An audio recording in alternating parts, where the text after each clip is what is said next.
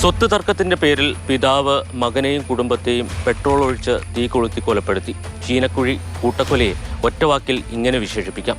പക്ഷേ ഈ കേസിനെ വ്യത്യസ്തമാക്കുന്നത് കൊലപാതകത്തിന് പ്രതി നടത്തിയ ആസൂത്രണവും പ്രതിയുടെ പകയും തന്നെയാണ്.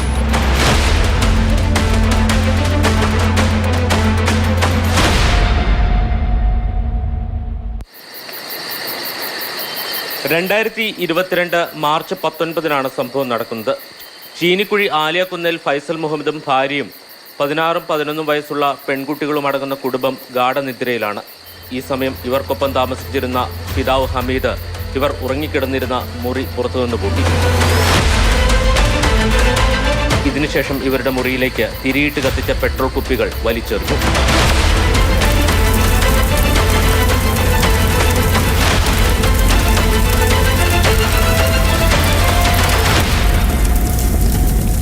വീടിൻ്റെ ഈ വശത്തുള്ള ഈ മുറിയിലാണ് അന്ന് രാത്രി ഫൈസലും കുടുംബവും കിടന്നുറങ്ങിയത്.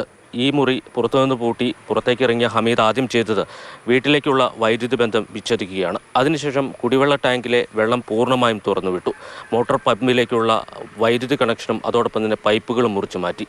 ഇതിലൂടെ തൻ്റെ ഇരകൾ ഒരിക്കലും രക്ഷപ്പെടരുതെന്ന് ഹമീദ് ഉറപ്പിക്കുകയായിരുന്നു. മകനും കുടുംബവും ഈ മുറിക്കുള്ളിൽ വെന്തുപിടയുമ്പോൾ സമീപത്ത് നിന്ന് ഹമീദ് അവരുടെ മരണം ഉറപ്പിക്കുകയായിരുന്നു.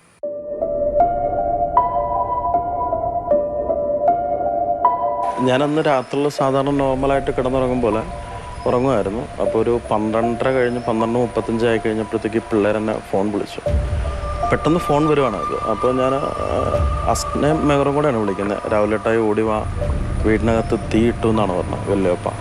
ഞാനപ്പോഴത്തേക്കും വൈഫിനെ വിളിച്ചെണീപ്പിച്ച് അമ്മയോടും വൈഫിനോടും അങ്ങോട്ടും ഇങ്ങോട്ടും വഴിക്ക് അപ്പുറത്തോട്ട് അമ്മയോടും വഴിക്ക് ഇപ്പുറത്തെ വസ്തുത്തോട്ട് മമ്മിയോടും വൈഫിനോടും ഓടാൻ പറഞ്ഞു. ഓടിക്കഴിഞ്ഞ് അവർ ആൾക്കാരെ വിളിക്കാൻ ചെന്ന് ഞാൻ ഫ്രണ്ട് വാതിൽ ചവിട്ടി പൊളിച്ച് അകത്ത് കയറി കഴിഞ്ഞ് കഴിഞ്ഞപ്പോഴത്തേക്കും അവരുടെ മുറിയുടെ വാതിൽ പുറത്തുനിന്ന് ലോക്ക് ചെയ്തേക്കുമായിരുന്നു.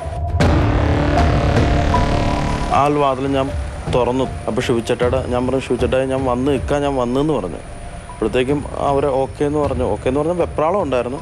അപ്പോഴത്തേക്കും ഞാൻ അകത്തോട്ടെന്ന മുണ്ട് മടക്കി കുത്തി ഓടി കയറാൻ ശ്രമിക്കാൻ നോക്കുമ്പോഴാണ് ഈ വല്യപ്പ വീണ്ടും പുറകിൽ നിന്ന് വന്നത് പെട്രോൾ കുപ്പിയിൽ വെച്ചെറിയുന്നത്. അതെൻ്റെ തലയ്ക്ക് സൈഡിൽ കൂടെ പോയത്. അത് കഴിഞ്ഞിട്ട് ഞാൻ ഈ വല്യപ്പനെ തള്ളി ഫ്രണ്ടിലോട്ട് ഇട്ടിട്ട് ഞാൻ പെട്ടെന്ന് അകത്ത് ബാത്റൂം, അപ്പോഴത്തേക്കും ഉള്ളിൽ തീയായി. ഈ രണ്ടാമത് ചാടിയ കുപ്പിയുടെയും കൂടെ ആയി കഴിഞ്ഞപ്പോഴത്തേക്കും പിന്നെ ഞാൻ അപ്പുറത്ത് ഓടിച്ചെന്ന് വാതിൽ തുറന്നു അപ്പുറത്തെ മുറിയുടെ വാതിൽ തുറന്നു നോക്കിയപ്പോൾ അവിടെ വെള്ളമില്ല. പിന്നെ ഫ്രിഡ്ജ് തുറന്നു നോക്കി, അവിടെ എന്തൊക്കെ കിട്ടിയത് വെച്ച് ഞാൻ ആ പിറ്റിക്കിട്ട് എറിഞ്ഞു ഈ തീ അണയ്ക്കാൻ വേണ്ടി. എന്നിട്ട് ഓടി പുറവശത്തോട്ട് ചെന്ന് കഴിഞ്ഞപ്പോഴത്തേക്കും മോട്ടർ അടിക്കാൻ ശ്രമിച്ചപ്പോൾ മോട്ടറിൻ്റെ വയർ പിടിപ്പിച്ചിട്ട് വെക്കുമായിരുന്നു. കിണറ്റിപ്പോയി നോക്കി കപ്പിയും കയറും അതും അവരെ എടുത്ത് പുള്ളി മാറ്റിയിട്ടേക്കുമായിരുന്നു. അപ്പോൾ അങ്ങനെയൊക്കെ ഞാൻ തിരിച്ചു വന്നപ്പോഴത്തേക്കും പിള്ളേരെ നിലവിളി ശബ്ദം നിന്നിരുന്നു. പിന്നെ ഞാൻ ഓർത്തു ഇവരെ മേ ബി രക്ഷപ്പെട്ട് പോയി കാണുമെന്ന് ഞാൻ ഓർത്തു. അപ്പോഴത്തേക്കും നാട്ടുകാർ ഓടിക്കൂടി. അപ്പോൾ ഇവരെ ശബ്ദമൊന്നുമില്ലായിരുന്നു. അപ്പോൾ എനിക്ക് മനസ്സിലായി.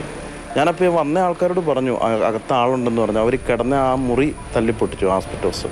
ആ തല്ലിപ്പൊട്ടിച്ച് കഴിഞ്ഞപ്പോഴത്തേക്കും അതിൻ്റെ അകത്ത് ആളെ കണ്ടില്ലാത്തപ്പോൾ ഈ വന്നവരോർത്തു അവരിറങ്ങിപ്പോയെന്ന് ഓർത്തു. പക്ഷെ അവർ ബാത്റൂമിൽ അകത്ത് കയറിയിട്ടിരിക്കുകയായിരുന്നു. അങ്ങനെയാണ് അവരെയൊന്നും മരിച്ചത് പിള്ളേർ.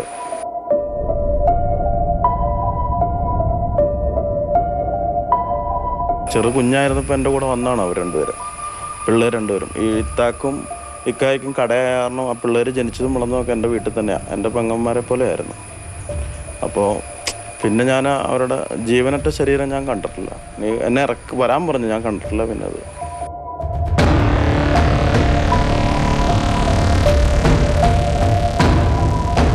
ഹമീദിന്റെ ഇളയ മകനായിരുന്നു ഫൈസൽ. ഇഷ്ടദാനം നൽകിയ തറവാട് വീട് തിരിച്ചു നൽകണമെന്ന ആവശ്യവുമായാണ് ഹമീദ് നാളുകൾക്ക് ശേഷം ഫൈസലിനെ തേടിയെത്തുന്നത്. പിതാവിനെ ഒപ്പം താമസിപ്പിക്കാനായിരുന്നു മകന്റെ തീരുമാനം. എന്നാൽ പ്രശ്നങ്ങൾ അവിടെയും തീർന്നില്ല. ദിവസവും ആട്ടിറച്ചി വേണമെന്നായി ഹമീദ്. പിന്നീട് ഇതിനെ ചൊല്ലിയായി തർക്കം.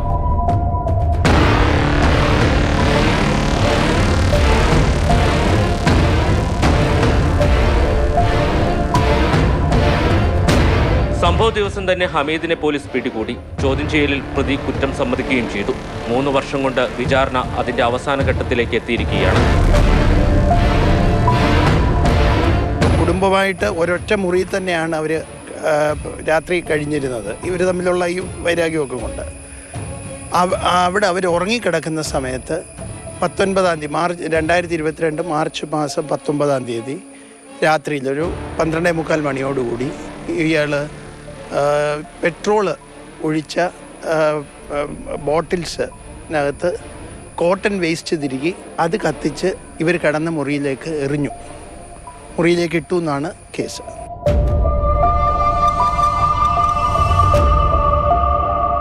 ഇവർ മരിക്കുന്നതിനൊരു 27 ദിവസം മുമ്പ് ഈ മരിച്ച മകൻ യുടെ പേര് ഫൈസൽ, അയാൾ കരിമണ്ണൂർ പോലീസ് സ്റ്റേഷനിൽ ഇയാൾ ഇങ്ങനെ പെട്രോൾ ഒഴിച്ച് കുടുംബത്തെ കത്തിക്കുമെന്ന് കാണിച്ച് പെറ്റീഷൻ വരെ കൊടുത്ത് ആ പെറ്റീഷൻ വരെ നിലനിൽക്കുന്ന സമയത്താണ് സംഭവം നടന്നത്. ഇപ്പോൾ പ്രോസിക്യൂഷൻ്റെ ഭാഗത്ത് 71 സാക്ഷികളെ വിസ്തരിച്ചു, 136 രേഖകൾ നമ്മൾ പ്രൂവ് ചെയ്തു, 26 മെറ്റീരിയൽ ഓബ്ജക്ട്സ് കേസിൽ തെളിവിൽ ആയിട്ട് വന്നിട്ടുണ്ട്.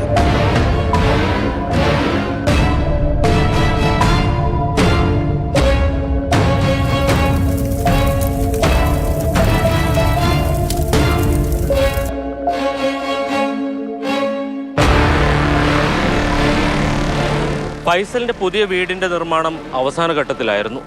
ദിവസങ്ങൾക്കുള്ളിൽ കുടുംബ വീട്ടിൽ നിന്ന് പുതിയ വീട്ടിലേക്ക് മാറാനിരിക്കെയാണ് ഈ അരുംകൊലകൾ നടക്കുന്നത്. ഇതിന്റെ ഞെട്ടലിൽ നിന്ന് ചീനിക്കുഴി എന്ന ചെറിയ ഗ്രാമം ഇനിയും മുക്തമായിട്ടില്ല. അവർ കോടതിയുടെ അന്തിമവിധിക്കായി കാത്തിരിക്കുകയാണ്. വിനു കാഞ്ഞിരപ്പള്ളിക്കൊപ്പം ജെയിൻസ് രാജു, മാതൃഭൂമി ന്യൂസ്.